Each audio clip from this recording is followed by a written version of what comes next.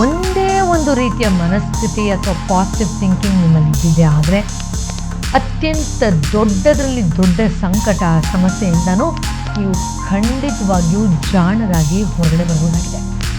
ಈ ಥರದೊಂದು ಮನಸ್ಥಿತಿಯ ಬಗ್ಗೆ ನಮ್ಮ ಪೌರಾಣಿಕ ಕಥೆಗಳಲ್ಲಿ ಅಥವಾ ನಮಗೆ ನೀತಿ ಕಥೆಗಳಲ್ಲಿ ಅಥವಾ ನಮ್ಮ ಹಿರಿಯರು ಕೂಡ ಸಾರಿ ಹೇಳಿದ್ದಾರೆ. ಆದರೆ ಎಲ್ಲೋ ಒಂದು ಕಡೆ ಉದ್ವೇಗದಲ್ಲಿ, ಭಯದಲ್ಲಿ, ಚಡಪಡಿಕೆಯಲ್ಲಿ ಈ ಕಥೆನೂ ಮರ್ತಿದ್ದೀವಿ, ಈ ಸೂತ್ರ ಏನದು ಅನ್ನೋದು ಕೂಡ ನಮಗೆ ನೆನಪೇ ಇಲ್ಲ. ಬನ್ನಿ ಇವತ್ತಿನ ವಿಶೇಷವಾದ ಔಷಧರಹಿತ ಚಿಕಿತ್ಸೆಯ ಸಲಹೆಯಲ್ಲಿ ಏನಿದು ನೀತಿ, ಯಾವುದದು ಆಲೋಚನೆ, ನಾವು ಯೋಚನೆ ಮಾಡಿದ ತಕ್ಷಣವೇ ನಾವು ಪರಿಹಾರದ ಕಡೆ ಹೋಗೋಕ್ಕೆ ಸಾಧ್ಯ ಆಗುವಂಥದ್ದು ತಿಳ್ಕೊಳ್ಳೋಣ.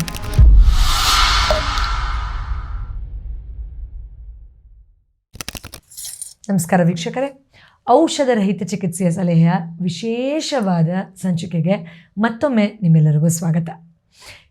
ನಮಗೆ ಎಷ್ಟೋ ಸಾರಿ ಪ್ರಾಬ್ಲಮ್ ಬಂದಾಗ ಯಾರು ಏನೋ ಅದಕ್ಕೆ ಸ್ಪೆಷಲ್ ಟ್ರೈನಿಂಗ್ ಕೊಡೋದೇ ಬೇಡ, ದಡ ಅಂತ ನೆಗೆಟಿವ್ ಥಾಟ್ಸ್ ಬರ್ತಾ ಇರುತ್ತೆ.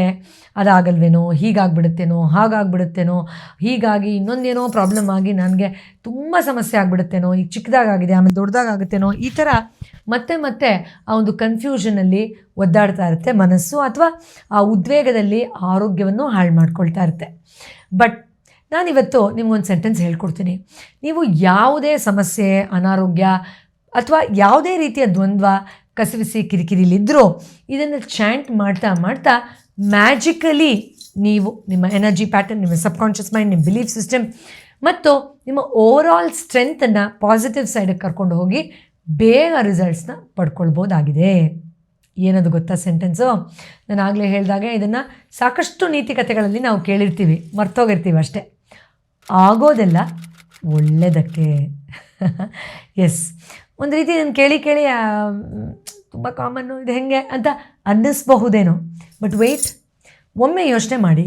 ನಿಮ್ಗೆ ನೆನಪಿದೆಯಾ ಆ ಕಥೆಗಳು?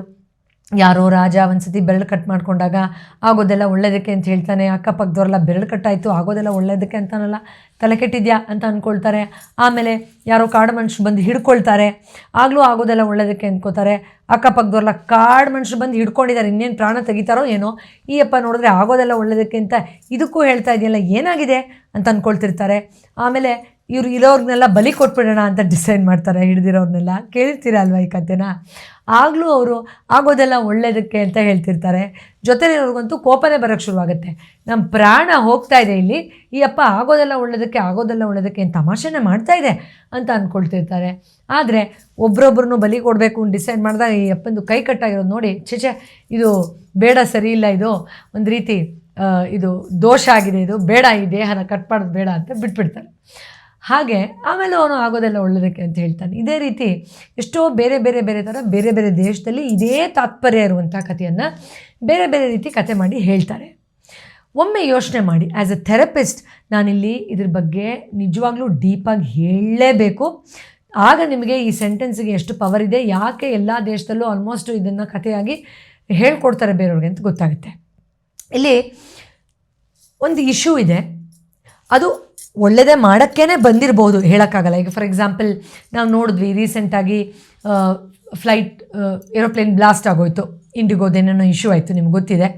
ಅಲ್ಲಿ ಯಾರೋ ಟ್ರಾಫಿಕ್ ಜಾಮಲ್ಲಿ ಸಿಕ್ಕಾಕೊಂಡಿದ್ದಕ್ಕೆ ಅವ್ರ ಪ್ರಾಣ ಉಳಿತು, ಗೊತ್ತೋ ಇಲ್ವ ನಿಮಗೆ? ಅಥವಾ ಏನೋ ಯಾರಿಗೋ ಜ್ವರ ಬಂದಿರುತ್ತೆ, ಅವ್ರು ಫ್ಲೈಟ್ ಕ್ಯಾನ್ಸಲ್ ಮಾಡಿರ್ತಾರೆ, ಹೋಗಿರಲ್ಲ ಅಥವಾ ಹೋಗೋಕ್ಕಾಗಿರಲ್ಲ.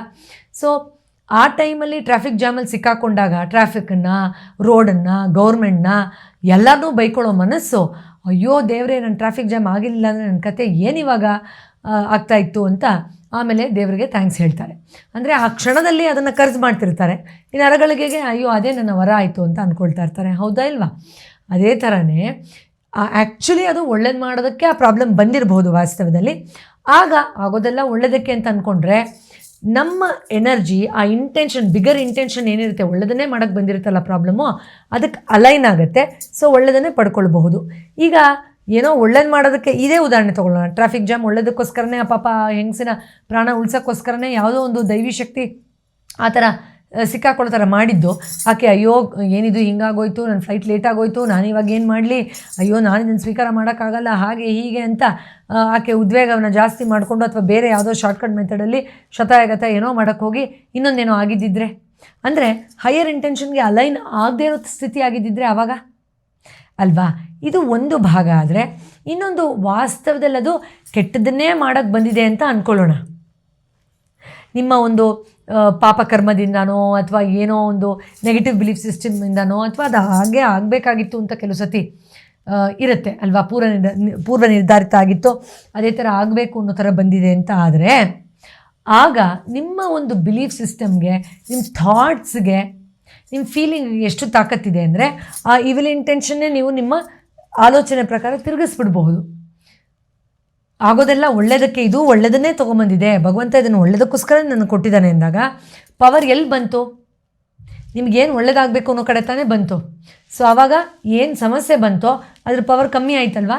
Your believe that good only will happen will have a higher vibration than the one which is actually come to give you trouble.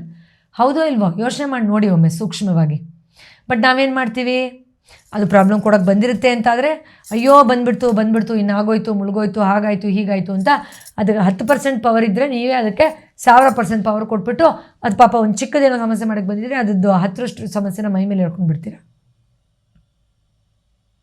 But ಈ ಥರ ಹೇಳೋ ನಾವು ನಿಜವಾಗ್ಲೂ ನಮಗೆ ಆ ಒಂದು ಕ್ಲಾರಿಟಿ ಇರುತ್ತಾ?